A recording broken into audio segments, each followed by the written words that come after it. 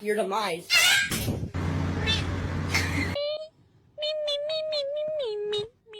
Those were her hands.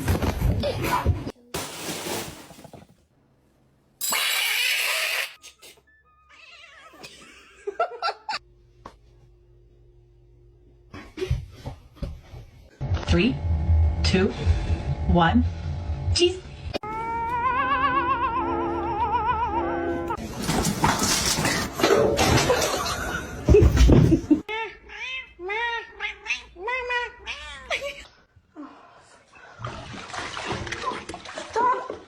Are you stuck?